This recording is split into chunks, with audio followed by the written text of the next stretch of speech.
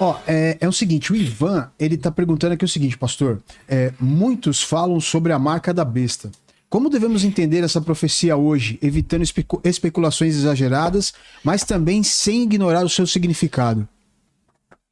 Bom, quando você olha, isso está lá em Apocalipse capítulo 13, a marca da besta, ela tem uma finalidade: introduzir o indivíduo ao sistema de adoração da besta, que é o anticristo. Essa marca, a palavra no original, haragma, é literalmente uma ferida que se faz, né? Ou pode ser uma tatuagem, pode ser... Como é que fala quando você marca um animal? É uma tatuagem, né, que faz, como é que chama? Ai, caramba, fugiu o nome agora. É uma marca que se coloca, por exemplo, no boi, com o nome do indivíduo. Mas pode ser também a introdução de um chip, que vai produzir essa marca. E esta marca, ela está diretamente ligada ao controle, porque a Bíblia diz que quem não tiver a marca não vai poder nem comprar, nem vender. Isso fica para mim evidente que hoje, cada vez mais, a gente está perdendo a materialidade das coisas, do dinheiro, de tudo, e dependendo do sistema digital. Então, eu acredito que essa marca, mas eu confesso que posso estar com uma visão ainda parcial, porque pode vir alguma coisa superior a isso. Mas eu acho que é um instrumento que vai permitir que o sistema localize a pessoa.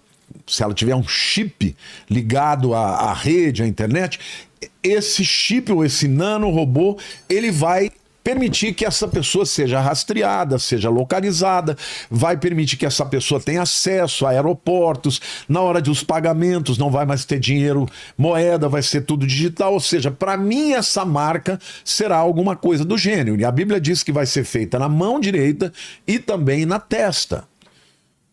A gente sabe que hoje já existem chips que estão sendo introduzidos no cérebro para ter uma interface com a rede. E quando vier a plenitude da inteligência digital, gente, a inteligência artificial, não digital, a inteligência artificial avançada, ela vai conseguir interpretar até as suas ondas cerebrais.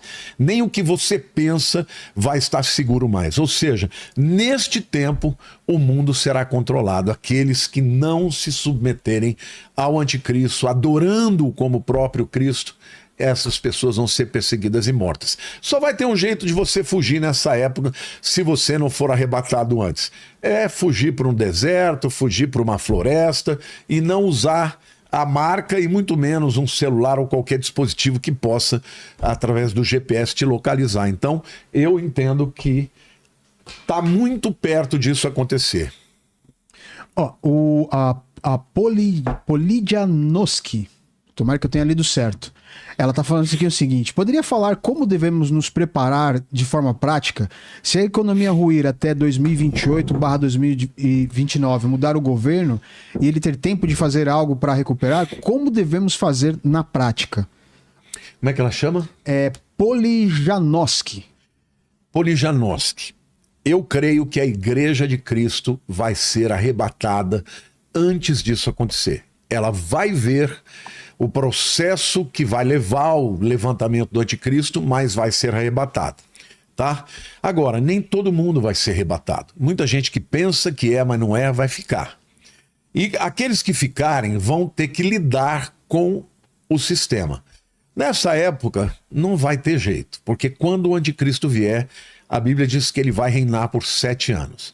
E durante esses 7 anos, ele vai perseguir, vai matar, vai fazer com que muita gente se submeta a ele, o adore, e no final desses 7 anos Jesus vem e acaba com tudo isso, e aí vai estabelecer o seu reino de paz, de justiça e de equidade. Agora, nós temos que nos preparar, porque hoje nós vivemos o período que a Bíblia chama de princípio de dores. Não é o que é o anticristo, o tempo do anticristo, mas é parecido, só que em dose menor. Hoje o que a gente está vivendo é o antigosto. Tudo que vai ter lá está tendo agora em doses menores.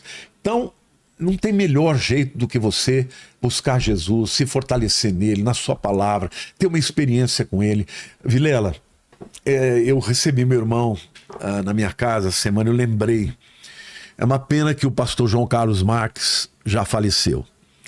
Pastor João Carlos Marques foi um homem que morreu na casa de um médico e ficou morto 40 dias. E ele voltou, isso em 1986, e contou como seria o mundo futuro. Ele descreveu naquela época tudo que nós estamos vivendo. E ele falava sobre o governo do anticristo, mas ele tinha uma unção, uma autoridade. Assim, uma coisa assim, você estava com ele num culto, ele começava, Deus dava revelando para as pessoas o que acontecia com as pessoas. Eu vi muitas vezes. Eu creio que no final dos tempos, Deus vai fazer com que a igreja experimente uma unção como acontecia na época dos apóstolos. As pessoas serão curadas, as pessoas serão libertas, as pessoas verão os milagres de Deus e aí então elas se converterão. Eu creio que não tem melhor maneira de se preparar do que se preparar buscando o conhecimento da Bíblia, se santificando. Eu quero dizer para você, tem muita gente que está aqui que não quer ir para a igreja. Se você não vai para uma igreja, você não vai crescer, você vai ser um cristão que não amadurece, que não cresce espiritualmente. Você precisa de receber de Deus essa impartação, né? Essa transferência de conhecimento que vem através do ensino, que vem através da comunhão. Se prepare, porque o tempo que virá será difícil, mas também será um tempo em que Deus vai dar muita força para os seus e nós seremos mais do que vencedores em Cristo Jesus. Amém. O Ivan Carvalho mandou aqui o seguinte, pastor. Lamartine, queria pedir um conselho. Sofri um acidente há 1 ano e meio atrás e fiquei paraplégico. Estou tentando achar um rumo e um propósito para minha vida. Que conselho me daria? Vilela, Deus te ama. Ivan Carvalho. Meu querido, eu sei que deve ser terrível o que você está vivendo, mas eu quero dizer que você pode encontrar motivação, sim. A sua vida não acabou, sua vida ainda existe.